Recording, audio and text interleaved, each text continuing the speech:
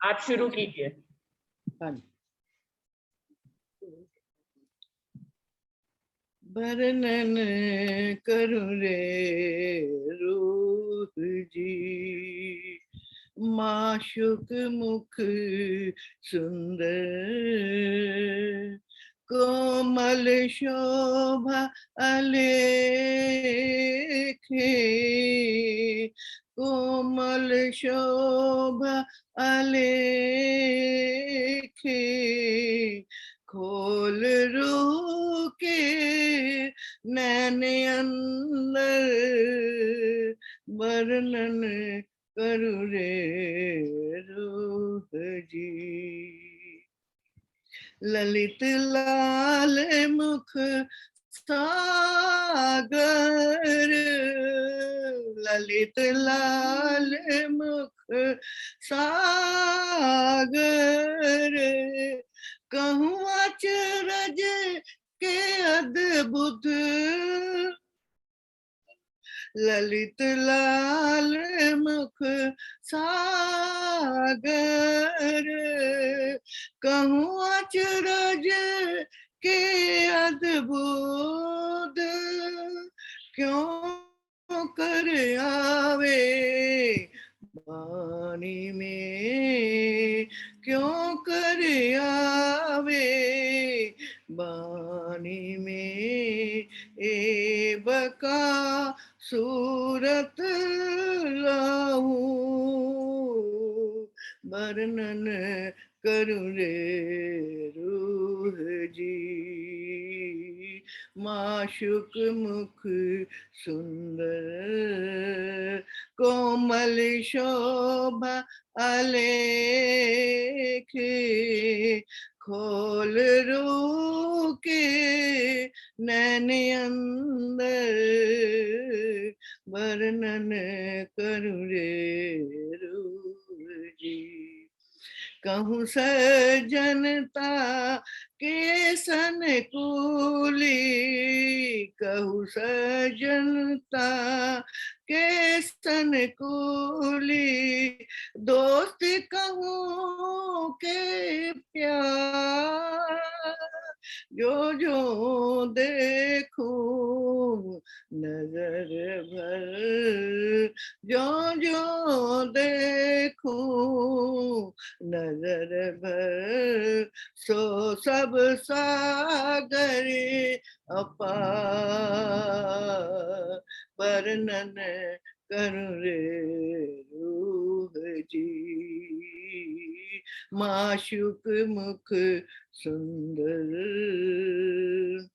बंद बंद सब इश्क के, बंद बंद सब इश्क के, और इश्क ही अंगो अंग, बंद बंद सब इश्क के, और इश्क के अंगो अंग, गुण पख सब इश्क के, सोई इश्क बोले रस रंग, वर्णन करूं रे रूह जी, माशुक मुख सुंदर, कोमल शोभा अलेखे, खोल रूह के नैन अंदर, कैशिर महामत हुक्म दिखाया, कैशिर महामत हुक्म दिखाया, ऐसे कर हिकमत, कैशिर महामत हुक्म दिखाया, ऐसे कर हिकमत, हम देखा इश्क बेवरा, हम देखा इश्क बेवरा बैठे बीच खिलवत वर्णन करूं रे रूह जी माशुक मुख सुंदर कोमल शोभा अलेखे कोमल शोभा अलेखे खोल रूह के नैन अंदर वर्णन करूं रे रूह जी माशुक मुख सुंदर। बोलो श्री प्राणनाथ प्यारे की जय। प्रणाम जी सुंदर साहब जी, प्रणाम सतगुरु महाराज की जय। धन्यवाद आंटी जी। आ जाओ दीदी आप। बोलो श्री सत राज की जय, समस्त सुंदर साथ की जय। बंदो सतगुरु चरण को करूं सुप्रेम प्रणाम। अशुभ हरण मंगल करन धनी श्री देव चंद्र जी। श्री प्राणनाथ निज मूलपति श्री महराज सुनाम। तेज कुंवर श्यामा युगल जिको पल पल करूं पिया जिको पल पल करूं।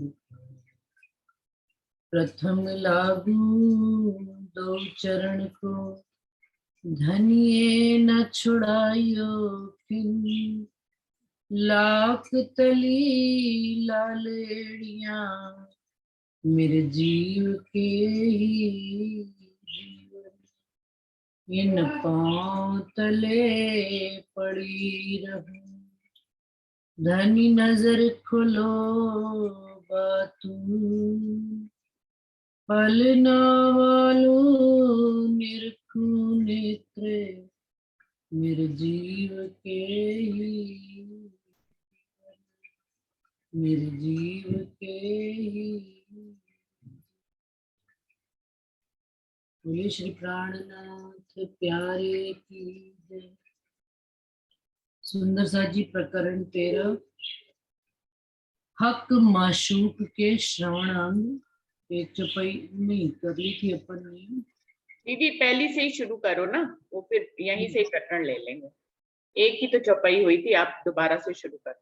नहीं, तीन चौपाई होगी, 4 नहीं, वो फिर पोस्ट करने में थोड़ी सी एक पहले प्रकरण, मतलब वही प्रकरण की स्टार्टिंग से ही ले लो। फिर मैं भूमिका भी दोबारा से बांधू ना फिर, है ना। चलिए ठीक है। हक माशूक के श्रवण अंग। सुंदर साथ जी जो प्रकरण 12 था चौपाई, प्रकरण 12 में सारा हमने खब्बे कंठ मुखार बिंद की शोभा का, समूह मुखार बिंद की शोभा का वर्णन पीछे सुना था। और अब राजी महाराज के श्रवण अंग यानी कि कानों की शोभा। कान जहरी अंग है, लेकिन उनका जो गुण है वो क्या है, सुनना, जो कि हम जीवन में बड़ा कम काम। हम बोलते ज्यादा है, सुनते कम। लेकिन धनी ने आज हमको इस अंग की विशेषता ये बता रही है कि सुनने से कितना लाभ होता है। धनी सुनकर हमारी कौन सी बात का जवाब देते हैं और किस बात को वो सुनकर नजरअंदाज कर देते हैं। तो इसी प्रकरण के बारे में पढ़ेंगे। प्रारंभ से ही लेती हूँ। श्रवण की किन्विद कहूँ लेत आशिक इत आराम। देख सुन सुख पावही आशिक रूह इन ठाम। कि श्रवणों की, सुनने की शोभा को किस भांति से इंद्रावती जी कहते हैं मैं वर्णन करूं कि आशिकों का आराम का स्थान नहीं है। जहां पर भी धनी की बात हो रही होती है, आशिक कान देकर बैठते हैं। हम मोमिनों की ये बात है।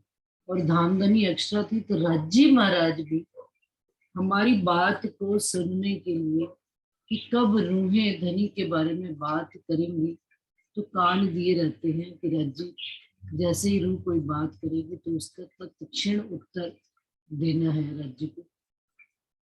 तो रूहों का और राज्य का दोनों का आराम इस श्रवण अंग में हुआ।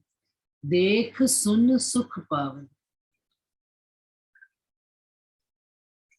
अब श्रवण अंग ही इनका जहरी गुण तो ये है सुनना, लेकिन एक छुपे जो गुण है बाकी के चार, ये बात मैं पहले भी 2 बार 3 बार बता चुकी हूँ कि परिक्रमा ग्रंथ में आता है कि एक एक जहरी गुण है, 4 उसके पीछे छुपे, हर इंद्रिय में 5 गुण है और 4 उसके छिपे गुण। जिस प्रकार से नासिका का सूंघने का गुण है लेकिन बाकी के 4 गुण उसमें छिपे हुए, इसी प्रकार से कान सुनने की शोभा तो प्राप्त करते ही है, परंतु बाकी के विचार यानी कि देखने का, देख सुन सुख पावे, देखने का भी काम श्रवण ही करते हैं। और देखते हैं राज्य महाराज के मुखार बिंद को, राज्य की शोभा को, श्रृंगार को, और फिर धनी जो बात कहते हैं उसको सुनकर सुख पाते हैं हम मोमिन। आशिक रूह इन ठाव, धनी की रूहें जो है इसी जगह पर ठहर जाना चाहती हैं। क्यों? क्योंकि जो राज्य इश्क की बात करते हैं तो हमारे अंगों में भी धनी का इश्क, लाड और प्यार उमड़ उमड़ के धनी को रिझाने के लिए आता है। तो कानन के गुण अनेक हैं, सुख आशिक बिना हिसाब।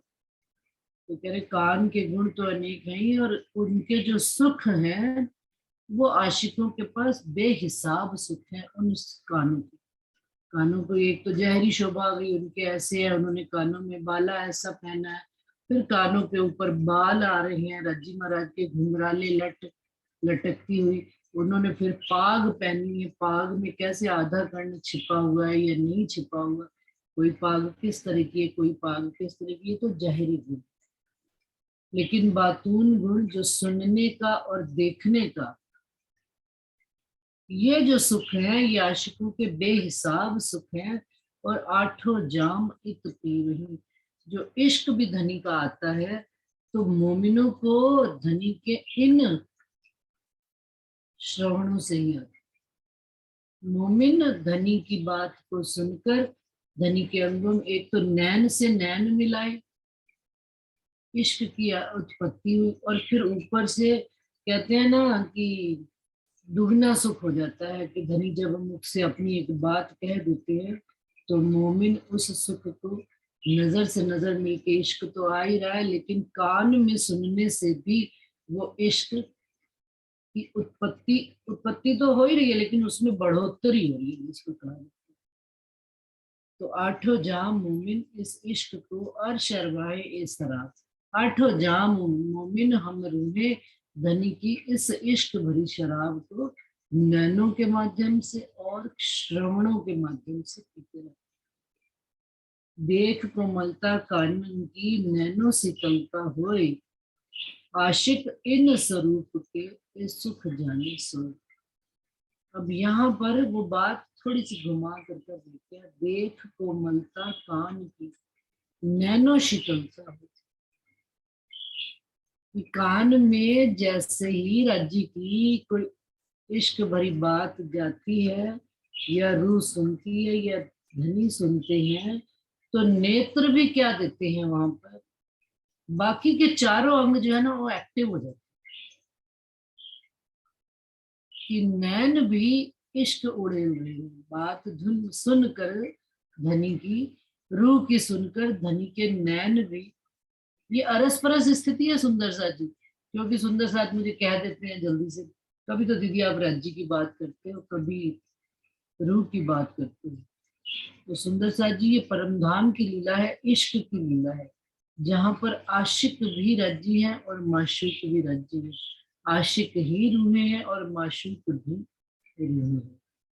अद्वैत की भूमि प्रारंभ तो योग माया से हो जाती है लेकिन प्रेम में फिर भी द्वैत होता है। कैसे?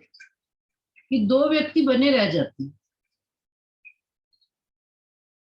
इश्क जो प्रेम है दो व्यक्तियों में, अद्वैत की भूमि प्रारंभ होने के बावजूद भी दो व्यक्तियों के अंदर प्रेम होता है। तो तब रूहों ने योग माया के ब्रह्मांड में रास में अंत में एक बात कह दी कि राजी महाराज ते घर चलिए जहां ये भी जुदाई ना हो, कि आप मेरे से तन से भी जुदा होते। तो राजी ने कहा फिर वो घर तो परम धाम है जहां पर मैं तुम्हारे अंदर और तुम मेरे अंदर वास करते। तो उस घर में जब चलना है तो वहां पर कुछ कहना, सुनना, देखना, ये सारी चीजें तो यहाँ पर वर्णन होंगी।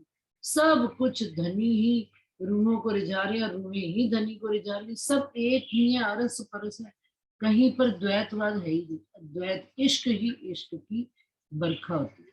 और सुंदर सा जी इन बातों को शब्दों में बयान करना, ये अनुभव की बातें हैं।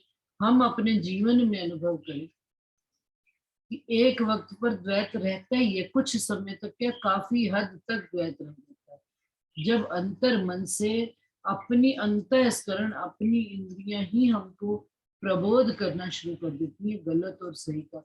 और धनी, और वो भी कब प्रबोध करती है? जब धनी हमारे दिल में आकर बैठ जाती है।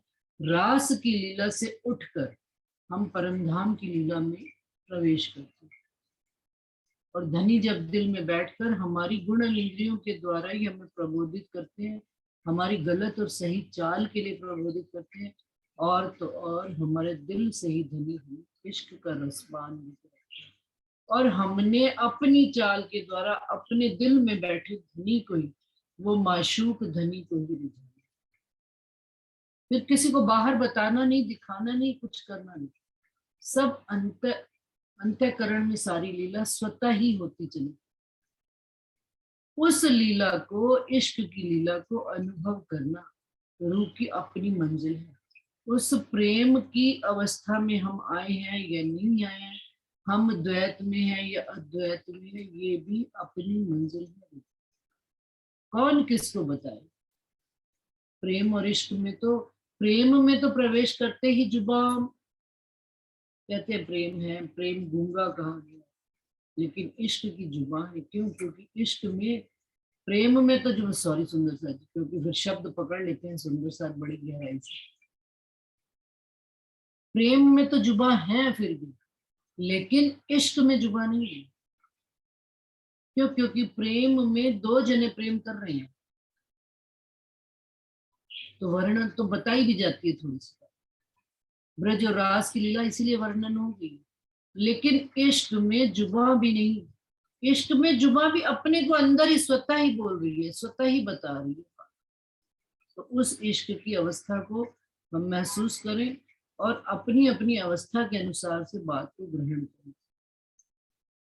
देख हूं आशिक इन स्वरूप के ए सुख जाने सोए, देख को मलता कान की नैनो शीतलता होए, आशिक इन स्वरूप के ए सुख जाने सोए।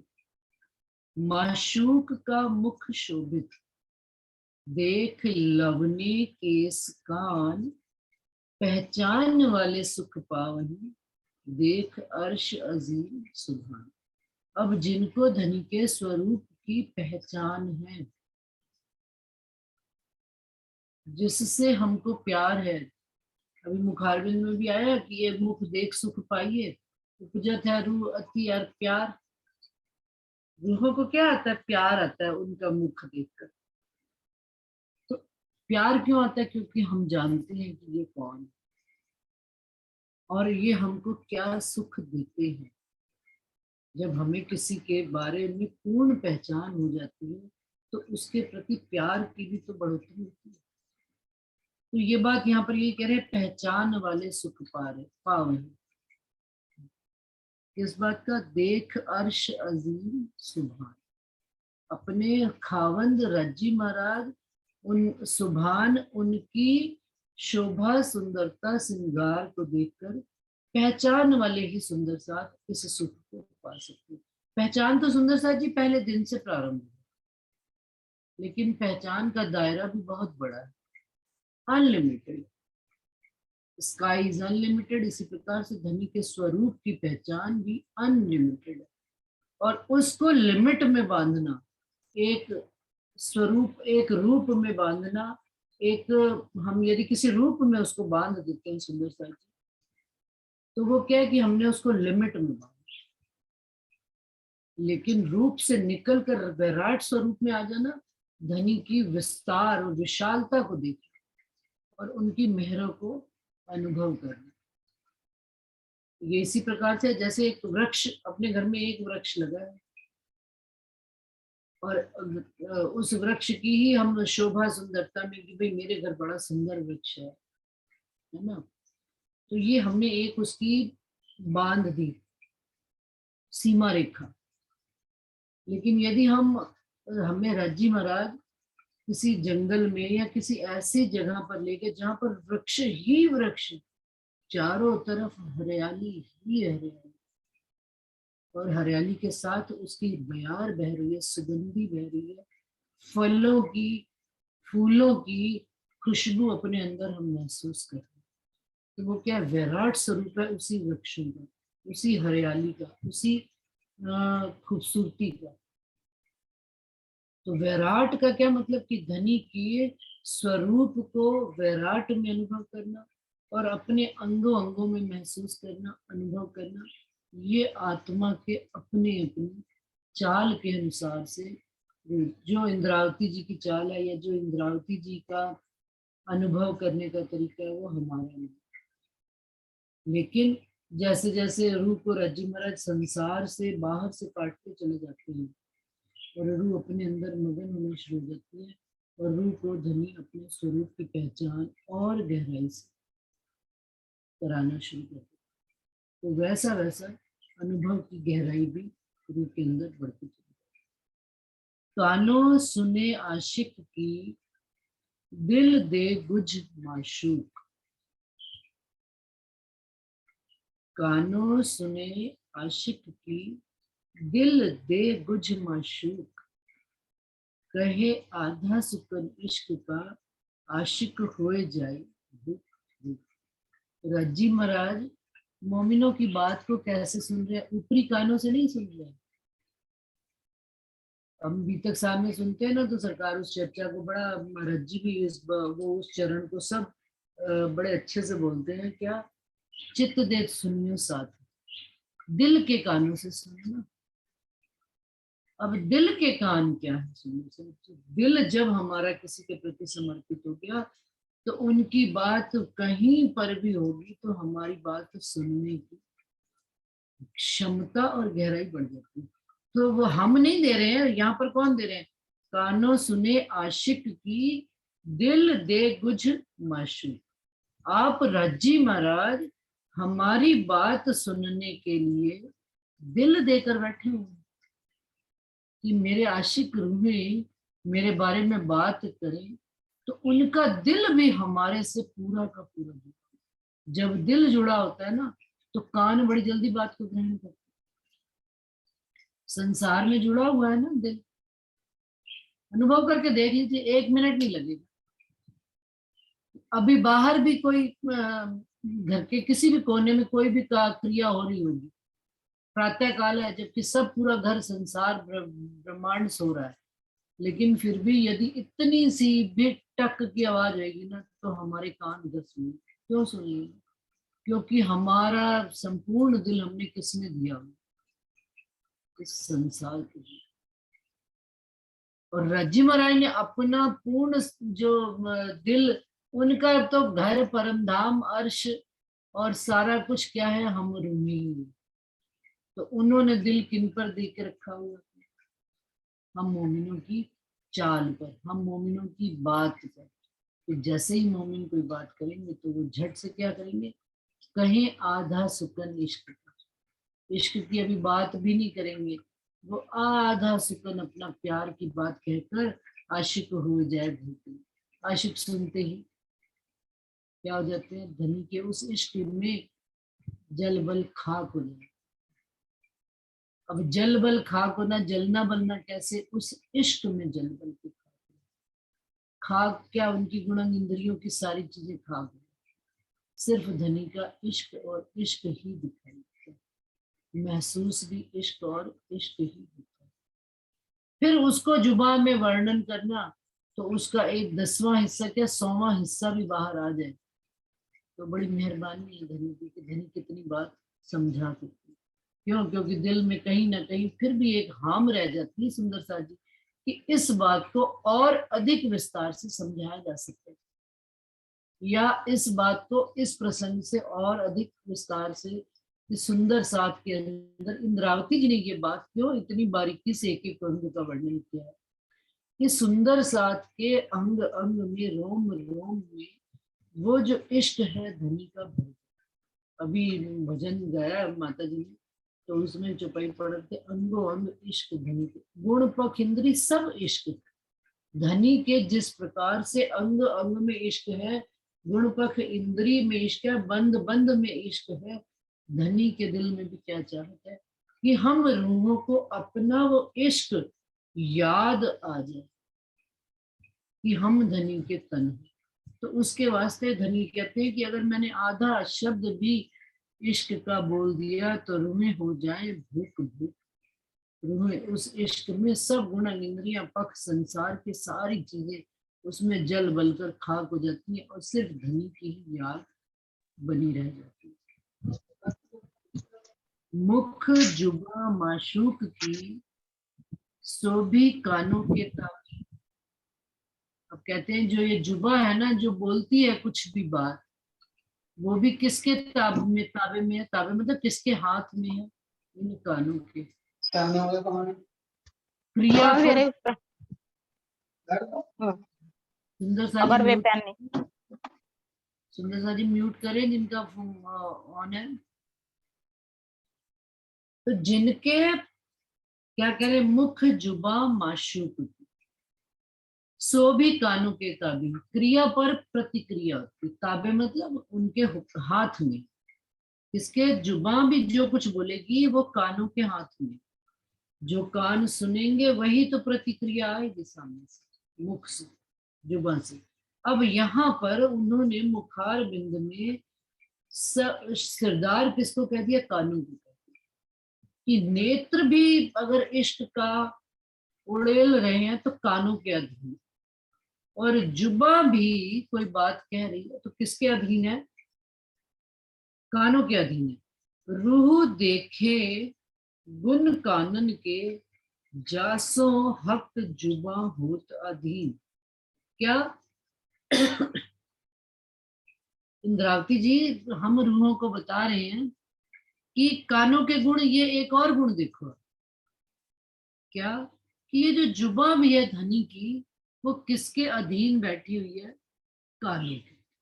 कि जैसा कान सुनेंगे धनी के वैसा ही रिस्पॉन्ड किया जाएगा, कि जिस चीज की डिमांड आएगी धनी वैसा ही जुबान से रिस्पॉन्ड देकर हमको क्रिया पर प्रतिक्रिया देंगे, बात कहेंगे, अपना जवाब देंगे। तो जवाब कैसे देंगे?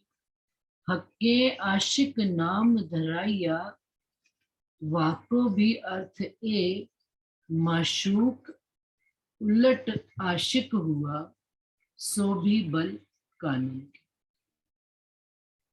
रज्जी महाराज ने आशिक नाम जो धराया हुआ है वो आशिक कहलाते हैं हमारे, वो भी किसके संदर्भ में वो कह रहे हैं? वो भी कानों के ही बल से। कैसे अभी बताते हैं। माशूक उलट आशिक हुआ सो भी बल कानून। कि माशूक जो है, जो बैठे हुए हैं रज्जी महाराज, जिनको हम रूहें रिझा रही हैं, लेकिन वो इन कानों के बल से आज वो आशिक होकर बैठे हैं। जैसे आप सब सुंदर साथ माशूक होकर बैठे हुए हैं और रज्जी महाराज ने इस रूप के माध्यम से आशिक बनकर सब सुंदर साथ को रूहें रिझा रही है रूप। अब लेकिन कोई बात राज्जी की करते करते भी यदि राज्जी ये रूह की इच्छा होती है कि आगे से सुंदर साथ कोई जवाब दे कि भाई बात अच्छी लग रही है या नहीं लग रही है, ऐसे ही हम रूहें जब धनी के प्रति कोई बात करते हैं, यदि ये भी कह दिया अरे धनी आजकल तो आपका वो लाड प्यार और इश्क सब दूर हो गया, उस इश्क से हम बातें करते हैं, सब कुछ करते हैं, परंतु धनी वो इश्क नहीं आता, तो धनी क्या बैठे हैं, धनी झट से ऐसी कोई अदा करके दिखा जाते हैं, ऐसी कोई मेहरबानी करके दिखा जाते हैं, ऐसी कोई उनका लाड अनुभव में आ जाता है कि बस वो आशिक बनकर अपना काम कर जाते हैं, और रूह जो है वो हमको रूह के अंदर वो इश्क का रस पाने जाता है। आशिक तो वही है ना जो रिझावे, और माशूक कौन है, जो बैठे हुए हैं, धनी उनको, धनी आप बैठे हुए हैं, अब धनी माशूक बनकर हमारे दिल में बैठे हुए हैं, आशिक मेरी रूह है जो धनी को माशूक को रिझा रही है। लेकिन अब जब धनी को ये बातें रूह कर रही है, तो जो दिल में बैठे माशूक हैं वो भी तो इन बातों को सुनकर चुप नहीं रह सकते, तो वो माशूक धनी इन बातों का जब जवाब देते हैं, पढ़ उत्तर देते हैं, तो रूह के वो आशिक बनकर रूह को रिझाया करते हैं। हक कहे मेरा नाम आशिक, सो भी सुन के गुज मोमिन। जैसे ही मोमिनों ने कहा कि धनी हम आपके आशिक हैं, मोमिनों की ये गुज बातें सुनकर धनी क्या कहते हैं, नहीं रूहो मैं रे तुम्हारा आशिक, तुम मेरे तन हो, तुम सो इश्क जो मेरे दिल पर, इश्क तो मेरा ही, धनी कहते हैं ये जाने अरवा अर्श की कहूँ केते कानून। ये सारे गुण जो हैं ये हम अरवाहें ही जानती हैं, हम अर्श की रूहें ही जानती हैं कि असल बात तो धाम के धनी ही हमारे आशिक हैं, जो हमारी बात सुनकर हमें और इश्क उपजाते हैं, जिससे हम रूहें और सुंदर साथ को आगे इस इश्क का रसपान कराते हैं। सुंदर साथ का एक फोन आया, तो बड़े लाड में प्यार में कह रहे कि मैं तो बड़े दिनों से सोच रहा हूँ बात करने की, परंतु मेरे अंदर लाड भी है प्यार भी है, लेकिन मैं व्यक्त नहीं कर पाता, मैं कह नहीं पाता अपनी बात, या मैं कह नहीं पाती अपनी बात। तो आज बड़ी हिम्मत करके फोन किया। लेकिन सुंदर साथ जी, जब भी बात करने की किसी की भी इच्छा हुआ करे, हमें जरूर कर लेनी चाहिए। क्यों? क्योंकि ये बात देखिए, यही तो कह रहे हैं कि उससे क्या उत्पत्ति होती है, इश्क की उत्पत्ति, एक दूसरे के प्रति इश्क की उत्पत्ति होती है। तो फिर आगे से अगर एक ने अच्छी बात कही, कान ने सुनी बात, तो उसके दिल से क्या निकलेगी, अच्छी बात। दोनों एक दूसरे को रिझाने का काम करेंगे। जब हम रूहें ही एक दूसरे को रिझाएंगे, लाड लड़ाएंगे, प्यार से बात करेंगे, तो खुश कौन होगा? मेरे धाम धनी राजी महाराज परम धाम में बैठे, हमारे दिलों में बैठे धनी हमारी रहनी और चाल देखकर और खुश होंगे, और सुख देने के वास्ते और नित नई चीजें, नित नए सुखों का रसा स्वाद हमको करेंगे। तो ये धनी कह रहे हैं, हक कहे मेरा नाम आशिक, सो भी सुन के गुज मोमिन। हम मोमिनों की बात को सुनकर ही तो धनी कहते हैं कि मैं ही तुम्हारा आशिक हूँ, इस संसार में तुम्हें चाहने वाला मेरे से बड़ा और कोई है नहीं। जी इस बात में कोई डाउट ही नहीं, कोई मतलब संशय है ही नहीं कि धनी जितना हमें चाहते हैं उतना तो कोई और